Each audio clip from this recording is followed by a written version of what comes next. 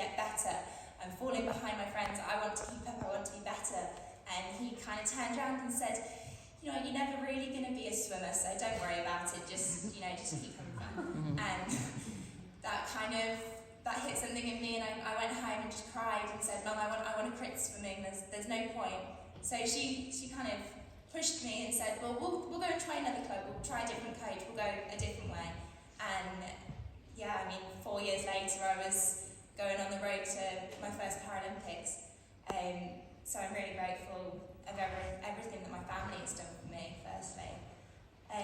Fast forward a couple of years and we hit 2019, and I won the gold in the World Championships. I was the world champion, and a couple of weeks later I unexpectedly found out I was pregnant. So that was it. That was my swimming career over. That was, what am I going to do? It's a baby, I'm not prepared, I'm 19. This is not what I planned. And again, my mum held my hand and said, you know what, it will all be okay, we'll find our way through this.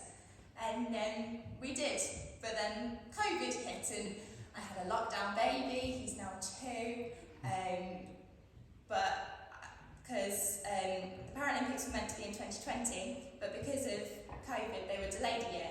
And at that point, when they made that announcement, I decided that, you know what, they're waiting for me, I have to go and prove that, you know, I can still do this. So I trained for a year after having my little boy, and the pools were shut, so unconventionally I hired a massive hot tub in the garden, and I was swimming in the garden in January, so freezing cold. But I had that goal, I had that determination to prove all those people wrong who said that, you know, you're having a baby, you're not going to swim anymore, that's it, it's over. And I wanted to prove everyone wrong. Fast forward a couple of months and pools were open again, I was able to train, I was working really hard. At the same time I was doing my degree at uni, I was having to look after the baby, so everything was happening at once. And I went to Tokyo 3 weeks away from home, 3 weeks away from my baby. It was really, really tough.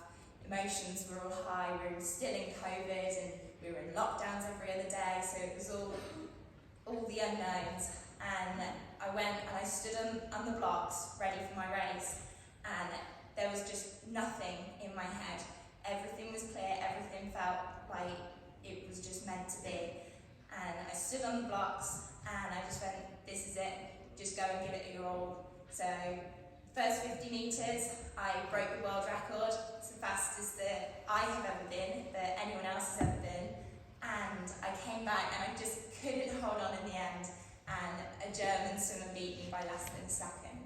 And I finished and I just cried, because I knew that in my heart I couldn't have done any more than I did.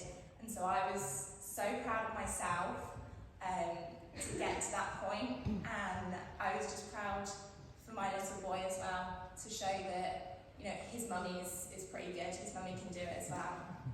So yeah, and that's pretty much my story.